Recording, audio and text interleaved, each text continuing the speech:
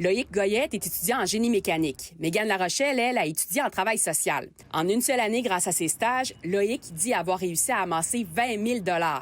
Mégane, elle, pour 900 heures de stage, a réussi à amasser 0 $.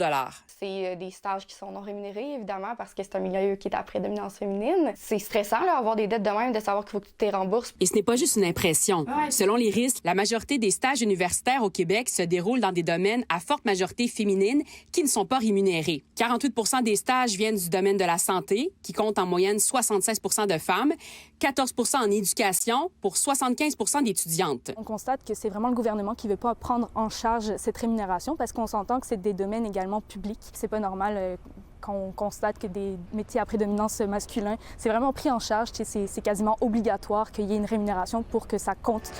Imaginez de nouvelles solutions pour tous. Parmi les domaines de stage qui sont généralement rémunérés, on compte les programmes de génie. Et c'est fréquenté majoritairement par des hommes. À l'Université de Sherbrooke, par exemple, les programmes de génie comptent 74 % d'hommes. En éducation, c'est plutôt 72 % de femmes. Mais moi, je trouve ça aberrant. Je pense pas que... J'ai pas l'impression que je vaux plus, que je contribue plus à la société, que je vais contribuer plus à la société.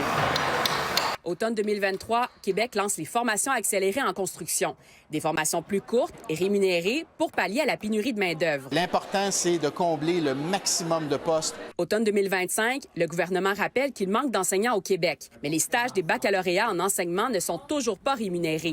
Il n'y a que le dernier stage, parfois, qui est payé. Est-ce que c'est parce qu'on prend soin du monde plutôt que de construire des édifices? C'est comme si c'était des professions qui n'étaient pas équivalentes. Il ajoute que 93 % des étudiants en enseignement disent avoir de la difficulté à concilier études et vie professionnelle. Et ce n'est pas le seul élément qui soulève des questions. En soins infirmiers, par exemple, on ne rémunère pas les stages. Cette jeune femme détient son diplôme collégial, elle est membre de l'ordre et travaille comme infirmière. Mais ses stages universitaires demeurent non rémunérés. Je fais en même temps, je peux travailler dans les mêmes départements. Comme il n'y a absolument rien qui vient changer de l'exercice que moi je peux faire versus les stages qui sont réalisés à l'université. On est étudiants, on est tous dans une situation de précarité. Fait que c'est comme vraiment pas l'idéal de dire que nos stages sont pas rémunérés parce que je suis une femme. Elles travaillent, elles sont pas juste en formation, elles travaillent sur le terrain et c'est une aberration de les laisser comme ça sans salaire alors qu'effectivement elles sont à d'autres moments rémunérées pour le même travail qu'elles font. Des employeurs comme le Centre de services scolaires de Montréal nous renvoient au ministère de l'Éducation qui, lui, répond que la rémunération des stagiaires n'est pas sa responsabilité.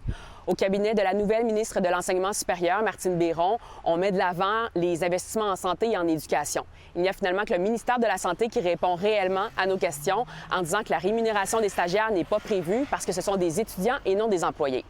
Marie-Laurence Delaney pour l'agence QMI.